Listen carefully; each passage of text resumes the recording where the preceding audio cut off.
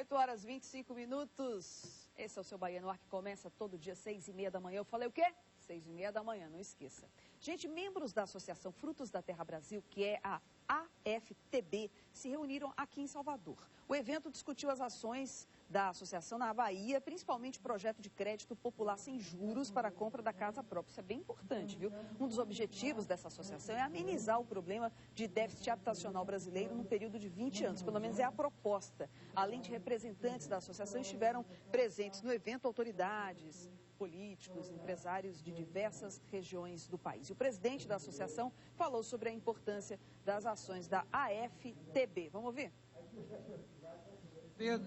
Dentro das suas atividades tem um programa chamado SAC, Sistema Alternativo de Crédito. Esse programa SAC, ele permite que o cidadão tenha acesso a um crédito para a compra da casa própria totalmente isento de juros. E essa isenção dos juros no crédito habitacional faz com que o valor da parcela reduza muito e o cidadão consiga efetivamente comprar a sua casa, uma casa digna, uma casa que acomode perfeitamente a sua família, dentro de um valor de compromisso mensal adequado à sua renda. Então essa é a característica desse programa SAC e é o programa que é mais discutido dentro da FTB, é o programa que mais traz o interesse dos associados em participar e em se mobilizar pela organização. O déficit habitacional, o chamado déficit habitacional, é um problema em Salvador. Faltam mais de 100 mil casas. 100 mil casas. É muita casa faltando. Por isso, o vereador Isnar Araújo também foi ao evento e comentou sobre a importância de ações para facilitar a compra da casa própria. Penso que essa associação, a FTB, vem para ajudar. Até porque, pelo que nós conhecemos aqui da situação, é um projeto que tem um financiamento sem custo, sem juros, para as pessoas que possam pagar algo pequeno e que possam ajudar. E em comparação ao que a casa pode fazer, nós temos projetos que podem ser, uma vez colocados aqui na cidade em prática, que é tirar o pobre, o necessitado, aqueles que moram em áreas de risco. E, inclusive, esta semana estivemos com o prefeito e serão entregues 12 mil casas agora, um processo que vai ser feito agora Minha Casa Minha Vida, juntamente em conjunto com a União, com o Estado e com o município, para as pessoas de área de risco e para as pessoas carentes. Então a casa tem sempre projetos e vem sempre incentivando e incrementando essas condições de vida das pessoas melhorarem. O assunto agora é o medo. É importante esse assunto. Olha só esse dado que eu descobri. O medo do trabalhador brasileiro de perder o emprego subiu em março, segundo pesquisa feita pela CNI, que é a Confederação Nacional da Indústria. De acordo com a CNI, o motivo do aumento do receio dos brasileiros em relação ao desemprego se deve à queda na atividade industrial em dezembro. O medo é ruim de sentir, mas quanto ele atrapalha na vida pessoal e profissional? Tem como controlar esse medo que a gente tem de conversar em público, medo de procurar um emprego, achar que não tem condições? Pois é, por isso eu trouxe aqui o administrador e escritor Rodrigo Batalha. Sabe por que eu trouxe ele? Ele é autor desse livro, peraí que eu vou te mostrar com detalhes. Medo, o controle em suas mãos. E é sobre como driblar esse medo que a gente vai conversar. Rodrigo, muito bom dia. Que assunto polêmico você arrumou para escrever, né, Rodrigo? Verdade. Excelente dia para você, para todos os seus telespectadores, inclusive para o jornalista, que hoje é dia do jornalista. Hoje é dia do jornalista. Parabéns aos nossos colegas. Verdade. Então, Rodrigo, nesse livro aqui, que tipo de medo você aborda e como controlar o medo que é tão comum, que é tão humano, né? Um sentimento tão humano e diário, até diria. O livro foi escrito justamente por isso, por perceber o quanto os medos são imaginários. São muito mais imaginários do que reais.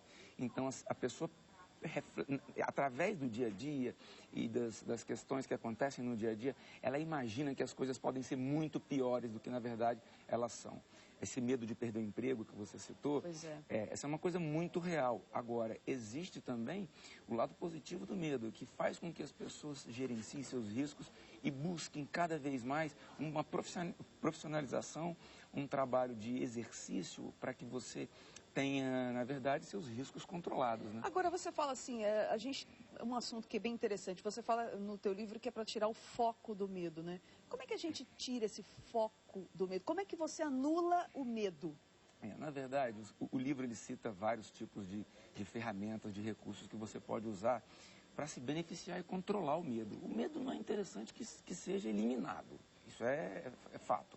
e nem deixar... Pelo menos que seja controlado, né? Controlado. Tudo na vida é equilíbrio. Então, o medo máximo vai ser uma fobia. O medo zero vai ser risco, porque você não vai gerenciar seus riscos. Eu vou falar de um medo que é bastante comum, que é o medo da morte. É o medo... Eu estava falando assim, eu tenho um medo. Que medo? Aí ele perguntou que medo. Eu falei, eu tenho da morte. Mas não a minha morte. Eu tenho medo da morte das pessoas que amo. Medo, e é um medo, assim, até surreal, às vezes. Eu vejo que é uma coisa bem comum. Existem meios da gente anular e não atrapalhar a vida da gente, esses medos, digamos, humanos.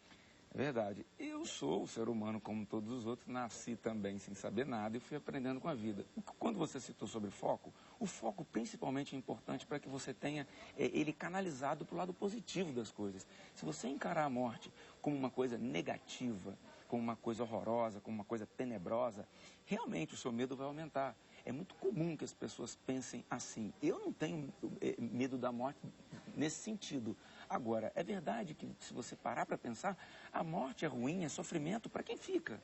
Até então ninguém veio contar. A morte, o sentimento é uma coisa egoísta, né? Exatamente. Esse sentimento é uma coisa egoísta. É para quem fica. É importante se lembrar disso. Se você focar que para quem vai é algo positivo, é um descanso, é uma coisa fantástica, maravilhosa, está do lado de Deus, enfim, isso tudo, você está provocando em você um resultado também de positividade, de pensar por um lado que vai te trazer uma sensação de bem-estar e não essa coisa absurda, esse apego, né, que faz com que você se sinta mal. Esse livro, então, tem técnicas para você saber lidar com o medo, porque o medo, inclusive, ajuda a gente, né? Tem medo que atrapalha, mas tem o que ajuda, por exemplo. Exatamente. Eu estava lendo aqui agora que Cacá Bueno, que é o piloto da Stock Car, falou que medo é respeito.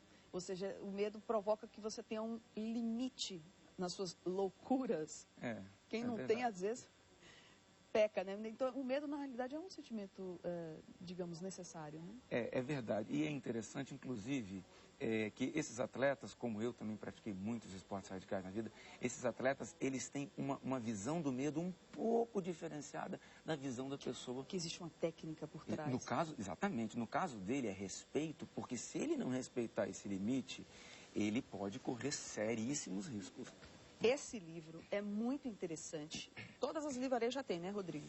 Rodrigo Já. Batalha, Medo, o controle em suas mãos. Vários tipos de medo.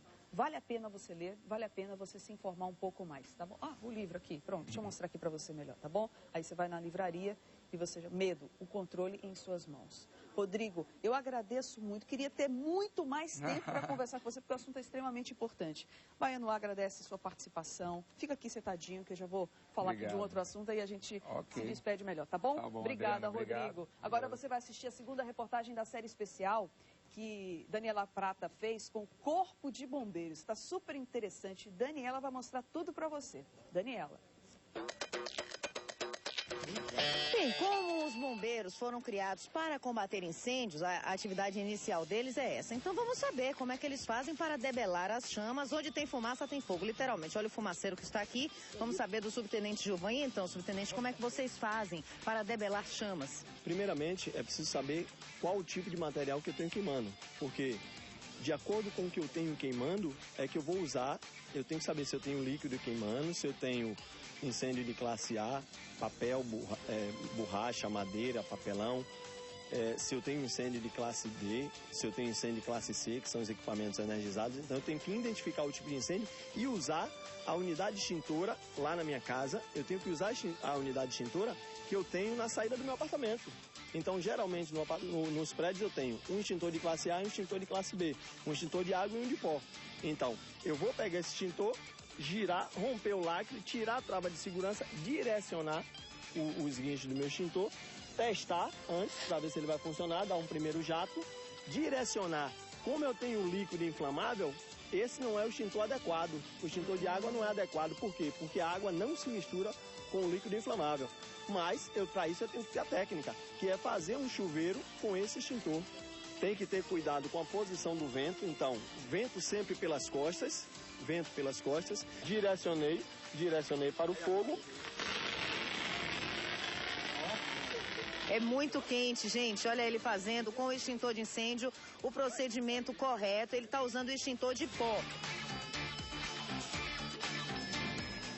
primeiros socorros também estão entre as atribuições dos bombeiros. Vamos saber do subtenente Gilvan o que é preciso saber para ajudar e não atrapalhar. Bem, nós precisamos entender primeiro o que a vítima tem. Porque são situações simples. Um simples desmaio leva a vítima à morte. Por que leva à morte? Porque ela tem relaxamento tono-muscular, que é a contratura da musculatura. A língua, por ser um músculo, cai e termina tamponando a glote, o que faz com que ela tenha uma dificuldade de respiração. Isso pode levar à morte. Então eu tenho que saber identificar em casa e eu posso fazer isso. Ao invés de pegar essa vítima, botar num carro e correr para o hospital, eu não estou salvando, não estou ajudando, eu só estou prejudicando. Então eu tenho que saber o que fazer em casa. Primeiro, como identificar um desmaio? Simples, vou me aproximar da vítima, observo toda a condição de segurança, foi dentro de casa, se não foi vítima de um choque elétrico, se não tem vazamento de gás, toda a condição de segurança, me posiciono, checo o estado de consciência, ei, você está bem, ei, João, ei, Paulo, ei, José, Maria, se conheço a vítima, chamo pelo nome. Não respondeu, libero as vias aéreas, checo o pulso. Como assim libero as vias aéreas? Seguro no queixo e empurro a cabeça da vítima para cima. Faço uma elevação da mandíbula. Para que ele consiga liberar isso aqui. Para tirar a base da língua que está tamponando a glote. Para liberar o pescoço. Isso, para liberar a glote, que a língua, como ela relaxou, ela caiu e tamponou a glote. Então eu tiro a base da língua, permito que ela tenha respiração. Ou seja, ele levanta um pouco o queixo da vítima para liberar essa parte da garganta, gente. Para isso aqui ficar fácil da pessoa conseguir passar o ar. Isso. Liberei as vias aéreas, a vítima tem respiração, porque eu visualizo a expansão do tórax.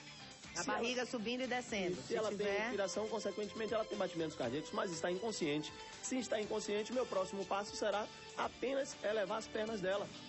Eu vou fazer com que o sangue que está indo até o pé retorne mais rápido aos órgãos vitais e eu consigo então manter a vitalidade e resolvido o problema. Daniela Prata jogando duro, 3 coisas eu tenho para dizer. Amanhã você vai ver a terceira reportagem da série de Daniela Prata, dicas de primeiros socorros e como evitar acidentes. Segunda dica, Rodrigo Batalha, que o entrevistado que a gente falou, ele vai estar lançando esse livro, Medo, o Controle em Suas Mãos, no Shopping Guatemi hoje, 7h, Saraiva. E também vamos saber os destaques do Hoje em Dia. Muito bom dia, minha querida Ana Paula, nesse programa líder de audiência. Muito bom dia. Bom dia, nossa querida Adriana, é isso mesmo. Daqui a pouquinho, às 11h20, teremos mais uma edição do nosso Hoje em Dia. E hoje vamos falar, Adriana, sobre emagrecimento com saúde, com um dos especialistas considerado um dos melhores da América Latina, Dr. Máximo Ravena. Ele vai falar sobre emagrecer sem o uso de medicamentos e também de cirurgia. Você quer aprender, né, as dicas, quer saber que tipo de alimentação? Então hoje, daqui a pouquinho, às 11h20, você vai entender mais esse tratamento aí do Ravena aqui ao vivo no Hoje em Dia. E também vamos mostrar uma reportagem muito interessante do nosso querido Ed, falando aí da situação dos orelhões públicos, dos telefones públicos aqui da nossa cidade. Então, Ed foi às ruas e verificou cada situação. Olha só, a gente está vendo aí imagens de alguns telefones, está vendo aí, Adriana? E o Ed, de uma forma bem humorada, vai mostrar pra gente o que é que acontece aqui em Salvador. Então, daqui a pouquinho, às 11h20, Hoje em Dia traz tudo isso pra você. Adriana. É isso aí, 11h20, não pode perder Hoje em Dia, Ana Paula Marcos Pimenta, mostrando mais um pouquinho da nossa Bahia pra você, tá bom? Só dizendo mais uma vez aqui, que não deu pra explicar direitinho, tá vendo esse livro? Pois é de Roberto Batalha, a gente entrevistou aqui agora. E ele vai estar lançando esse livro, tá? Hoje, às 7h, no Shopping Guatemi, lá na livraria Saraiva. Vai lá, aproveite, se informe.